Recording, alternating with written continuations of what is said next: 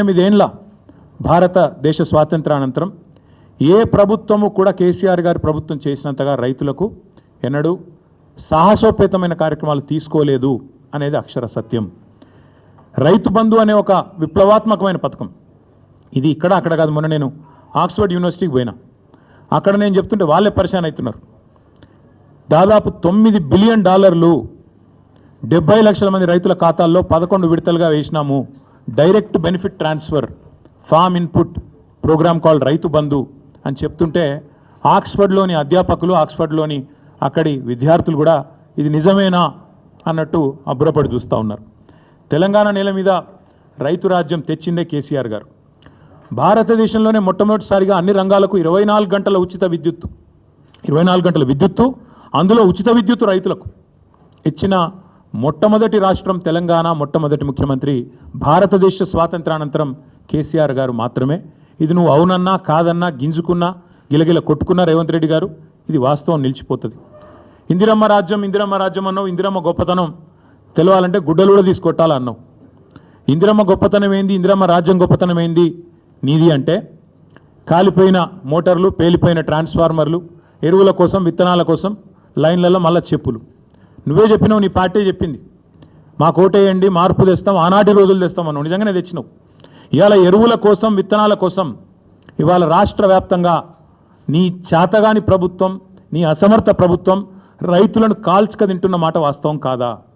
నిన్నగాక మొన్న కొమరం భీం జిల్లాలో అక్కడ సిర్పూర్ అనుకుంటా అక్కడ ఊరు, అక్కడ వేల మంది ఆల్మోస్ట్ యుద్ధాలు చేసే పరిస్థితి ఒక ఎరువు బస్తా కోసం వచ్చిన మాట వాస్తవం కాదా? ఇలా ప్రతి మండలంలో రైతులు ఎరువుల కోసం, యూరియా కోసం ధర్నాలు చేసే పరిస్థితి వచ్చిన మాట వాస్తవం కాదా? మీరు ఎరువుల దుకాణాలకు ఆధార్ కార్డు చూపెడితే ఎకరానికి ఒక బస్తా ఇవ్వాలని చెప్పిన మాట, మీ అధికారులకు ఆదేశం ఇచ్చిన మాట వాస్తవం కాదా? ఎరువులు కూడా పంచే శాతగాని నువ్వు ఇవాళ కేసీఆర్ లాంటి నాయకుడిని పిలిచి చర్చకు రా అని మాట్లాడితే నవ్విపోదురుగాక నాకేమి సిగ్గన్నట్టు ఇంతకంటే హీనమైన పరిస్థితి ఉండదు. అట్లాగే దశాబ్దాలు దగా చేసింది నీ ప్రభుత్వం కాదా? సాగునీటి ప్రాజెక్టులు కట్టకుండా రైతులను ఎండబెట్టి రైతుల ఆత్మహత్యలకు తెలంగాణను కేర్ ఆఫ్ అడ్రస్గా మార్చింది మీరు కాదా? అదే కేసీఆర్ గారు రైతుకు పెట్టుబడి ఇచ్చిండు, ఉచితంగా విద్యుత్ ఇచ్చిండు, చెరువులు నింపే మిషన్ కాకతీయ తెచ్చిండు, చెక్ డ్యాములు కట్టిండు, ఆఖరికి వాగులల్లో కూడా గోదావరి నీళ్ళని తీసుకొచ్చి పోసి ఒక మాంజీరా వాగులో, హల్దీ వాగులో, కొడెల్లి వాగులో వాగులు నింపిన ఘనత కూడా కేసీఆర్ దా కాదా? ఒక్కసారి గుర్తు తెచ్చుకోమని రేవంత్ రెడ్డి గారిని అడుగుతా ఉన్నా. కరోనా సమయంలో దేశమంతా అతలాకుతలం అవుతుంటే ఆనాడు 7,500 ధాన్యం కొనుగోలు కేంద్రాలు పెట్టి ఆఖరి గింజదాకా కొని రైతులను కంటికి రెప్పలాగా కాపాడుకున్నది కేసీఆర్ కాదా?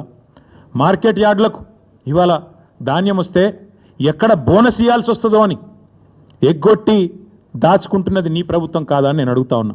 అట్లాగే ప్రపంచంలో ఎక్కడన్నా ఉన్నదా రైతు బీమా? ఒక రైతు చనిపోతే 5 లక్షల బీమా ఇచ్చే సంస్కారవంతమైన ప్రభుత్వం ఈ భారతదేశంలో కాదు, ప్రపంచంలో ఎక్కడన్నా ఉందా? అది తెచ్చింది కేసీఆర్ కాదా? ఇవాళ రైతు బీమా కూడా ఎగ్గొట్టి గత 3 నెలలుగా ప్రీమియం కట్టకుండా మరి ముఖం చాటేసి వేలాది మంది రైతులు ఉసురు తీస్తున్నది కాంగ్రెస్ ప్రభుత్వం కాదా? ఇట్లా 1, 2 కాదు, చెప్తే 100 విషయాలున్నాయి.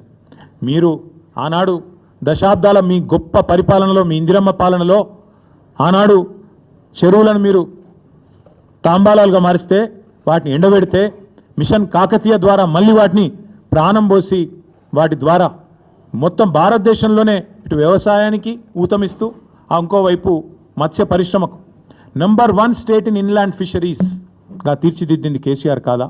30,000 కోట్ల మత్స్య సంపద సృష్టించింది కేసీఆర్ గారు కాదా? ఏపీకి, ఆంధ్రప్రదేశ్కి ఉమ్మడి రాష్ట్రంలో కిందికి గోదావరి గలగలా తరలిపోతుంటే, ఇంకోవైపు కృష్ణమ్మ బిరబిరా పారిపోతుంటే ఆరతులు పట్టింది నీ పార్టీ, కిందికి నీళ్లను తీసుకుపోయింది నీ పార్టీ. కానీ పోరాడి తెలంగాణ సాధించి ఇవాళ తెలంగాణను ఆనాడు దాశరథి గారు చెప్పినట్టు ఒక్కొక్క బొట్టు, నీటి బొట్టును ఒడిసిపట్టి 1 కోటి ఎకరాల మాగాణంగా చేసింది కేసీఆర్ కాదా? ఇది తెలియదా ప్రజలకు? 2014 ముందు తెలంగాణ ధాన్యం ఉత్పత్తి ఎంత? 2023లో తెలంగాణ ధాన్యం ఉత్పత్తి ఎంత? ఇది తెలియదా?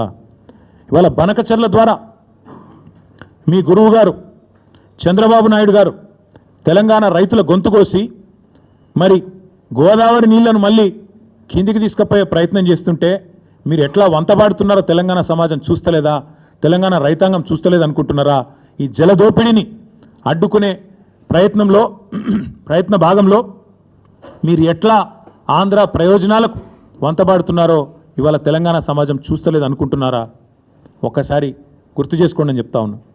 ఆనాడు వలసల జిల్లాగా పేరుపడ్డ పాలమూరును దత్తత పేరిట దగా చేసిందెవరో, దక్షిణ తెలంగాణకు ప్రాణాధారమైన పాలమూరు రంగారెడ్డి ఎత్తిపోతల పథకాన్ని మేము దాదాపు 85-90% పూర్తి చేస్తే ఆ 10%